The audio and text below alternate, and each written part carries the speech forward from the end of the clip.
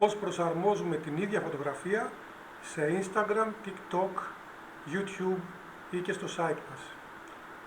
Το νέο Photoshop μας δίνει τη δυνατότητα με το εργαλείο Crop να κάνουμε Expand, Generative Expand.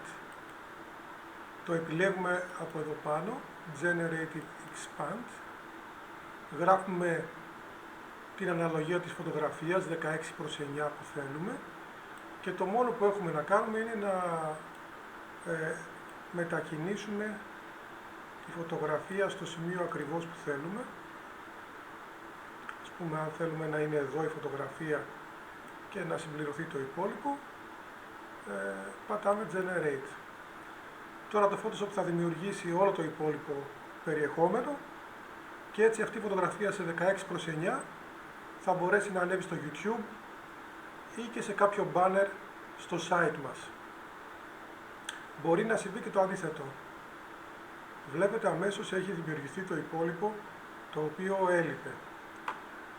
Αν τώρα θα την ήθελα για TikTok για παράδειγμα και θα ήθελα 16:9 άλλα portraits, θα μπορούσα να κάνω το αντίθετο, έτσι. Δηλαδή να δημιουργήσω ένα περιβάλλον όρθιο. Πατάμε Generate και τώρα θα δημιουργηθούν αυτόματα τα στοιχεία της φωτογραφίας που λείπουν. Μας δίνει πάντα 3 επιλογές. 1, 2, 3, βέβαια εδώ δεν έχει και πολύ μεγάλη διαφορά. Αλλά είναι πάρα πολύ εύκολο πια να δημοσιεύετε την ίδια φωτογραφία σε διαφορετικά social. Ένα άλλο πολύ ωραίο στοιχείο είναι πώς μπορούν να μεταλλαχτούν οι φωτογραφίες, δηλαδή αυτή η φωτογραφία για παράδειγμα που λείπουν κομμάτια και δεν θα μπορούσε πολύ εύκολα να συμπληρωθεί.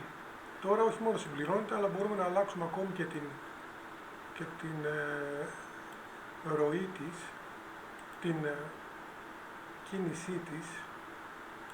Ας πούμε ότι κάνουμε κάτι τέτοιο και θέλουμε να τους κάνουμε ένα διαγώνιο κάδρο την ώρα που τρέχουν, να χρησιμοποιήσουμε λίγο και τον κανόνα των τρίτων και τώρα θα μας δημιουργήσει το υπόλοιπο που λείπει.